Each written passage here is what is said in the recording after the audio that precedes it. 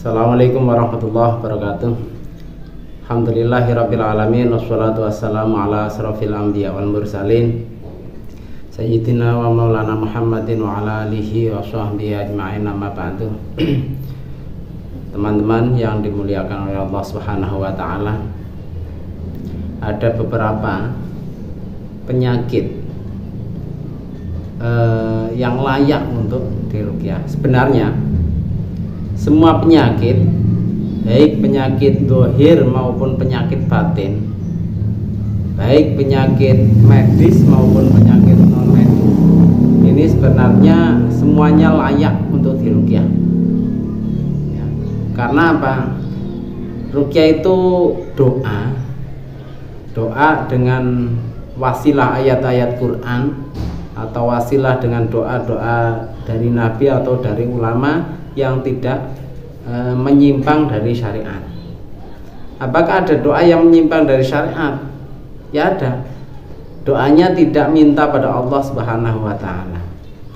Jadi siapapun atau yang berlabel apapun, baik dukun, baik ustadz, baik gus dan lain sebagainya, selama berdoanya pada Allah Subhanahu wa taala dengan menggunakan ayat-ayat ruqyah atau jampi-jampi yang tidak bertentangan dengan syariat, itu layak disebut sebagai ruqyah. Ya, satu.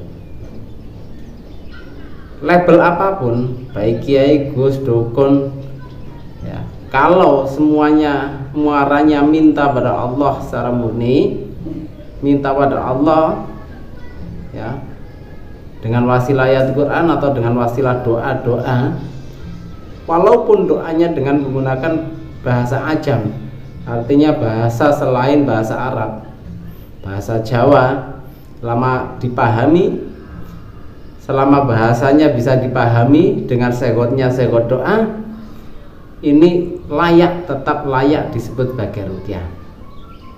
Nah, cuma ruqyah itu banyak metode. Kadang dengan menggunakan media air dibacakan ayat-ayat Al-Quran, dibacakan dengan sholawat, dibacakan dengan doa-doa, dibacakan dengan asmaul husna, kemudian diniatkan untuk obat, ini ruqyah. Pasien disuruh untuk mendengarkan ayat-ayat Quran, disuruh untuk mendengarkan sholawat, disuruh mendengarkan ayat asma-asma Allah, asmaul husna dan lain sebagainya, disuruh untuk mendengarkan doa dan mengamininya, ya, selama doa itu tidak bertentangan dengan syariat, dengan diniatkan untuk berobat, ini ya ruqyah. Kemudian pijat, ya, pijat. Kemudian ketika memijat dengan membaca ayat-ayat Al-Quran, dengan berdoa pada Allah Subhanahu wa taala, terus kemudian dipijat, ini juga ruqyah dengan metode pijat. Totok syaraf kemudian dengan dibacakan ayat Al-Quran, dibacakan asmaul husna atau dibacakan sholawat atau doa-doa yang tidak bertentangan dengan syariat, walaupun doa itu dengan segot ajam atau dengan bahasa Jawa sekalipun, selama itu berdoanya pada Allah Subhanahu wa taala, ini ruqyah. Ruqyah itu tidak melihat siapa yang membaca, tidak melihat siapa peruqyahnya, praktisi ruqyahnya, baik yang mereka orang lain menyebutnya sebagai dukun, ya, selama prakteknya seperti ini peruqyah. Dukun itu kan hanya bahasa Jawa, penyebutan bahasa Jawa. Kalau melihat dari referensi kamus-kamus bahasa Indonesia, dukun itu kan orang yang dianggap linuwe, yang sering dimintai bantuan. Di situ di dalamnya dukun ada ustadz, ada kiai atau ada gelar tabib, ada dokter dan lain sebagainya, pemijat, terapis. Nah, ini juga dukun. Jadi saya tidak setuju ketika kemudian seorang itu menganggap bahasa dukun itu sebagai seseorang yang menyesatkan. Itu saya tidak setuju. Karena dukun itu bahasa Jawa yang maknanya terlalu luas, yang maknanya terlalu luas untuk divonis sebagai seorang yang menyesatkan. Nah, ini juga bisa disebut sebagai praktisi ruqyah selama prakteknya semacam itu. Dan kemudian apakah kemudian seseorang itu dalam meruqyah ini seketika itu pasti dijabah oleh Allah Subhanahu wa Ta'ala? Tidak. Namanya ruqyah dimanapun dan siapapun rokinya atau peruqyahnya atau praktisi ruqyahnya, semuanya berhadapan dengan penyakit. Rumus penyakit itu hilangnya, sembuhnya itu bertahap. Misalnya kemudian ada seorang kita ruqyah tiba-tiba langsung sembuh, ini adalah sesuatu yang di luar logika, artinya di luar kebiasaan, khariqul adah, di luar kebiasaan. Kalau di luar kebiasaan itu ada, tapi tidak sering. Walaupun saya dalam prakteknya beberapa kali menemui kasus semacam itu, ya ini juga hanya beberapa kali, tidak sering. Yang paling sering itu tetap penyakit itu bertahap sembuhnya. Maka jangan menganggap ketika panjenengan datang pada peruqyah terus terapi ruqyah kemudian minta sesegera sembuh, ya jangan berpikir semacam itu. Namanya ruqyah itu tetap terapi, ya.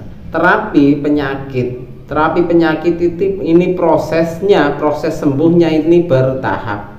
Ini rumus penyakit. Rumus sembuhnya penyakit itu bertahap sembuhnya. Tapi tidak ada salahnya ketika kita minta pada Allah Subhanahu wa Ta'ala, minta sekali langsung sembuh dan lain sebagainya, nggak ada salahnya. Cuma itu bertentangan dengan kebiasaan rumus alam, rumusnya penyakit itu sekali lagi bahwa sembuhnya itu bertahap. Misalnya kemudian ada penyakit yang berat, katakanlah stroke, ditangani dengan metode pijat saraf dan lain sebagainya, kemudian langsung jalan. Ini bukan berarti langsung sembuh, hanya bisa jalan, belum sembuh total, sembuhnya itu bertahap.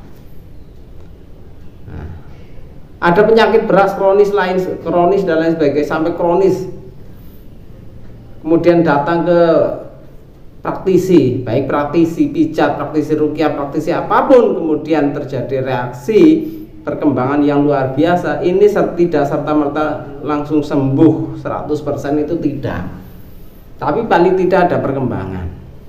Nah, perkembangan ini menurut saya adalah sesuatu yang wajar, ya, tidak bertentangan dengan hukum alam. Karena namanya penyakit, seorang yang sakit asal mau berobat, asal mau ikhtiar, insya Allah ya sedikit demi sedikit penyakit itu akan diangkat oleh Allah Subhanahu wa Ta'ala. Atau ingat, usaha dalam pengobati penyakit ini ada dua, harus ada usaha zahir maupun usaha batin. Usaha zahir mungkin ya usaha kita ya, dengan ke dokter atau dengan meminum herbal atau dengan meminum obat atau dengan pijat dan sebagainya. Usaha batinnya kita tetap berdoa pada Allah Subhanahu wa Ta'ala. Jangan tinggalkan usaha batin. Ketika seorang itu hanya mengandalkan usaha zahir, ini seolah-olah orang itu bisa saja dicap sebagai seorang yang sombong. Kenapa? Karena meninggalkan Allah. Pada dasarnya yang menyembuhkan, yang mengangkat penyakit ini adalah Allah Subhanahu wa Ta'ala. Maka mintalah pada Allah, tapi tetap harus menggunakan ikhtiar zahir. jangan tinggalkan ikhtiar zahir. Terima kasih, mudah-mudahan sedikit bermanfaat. Assalamualaikum warahmatullahi wabarakatuh.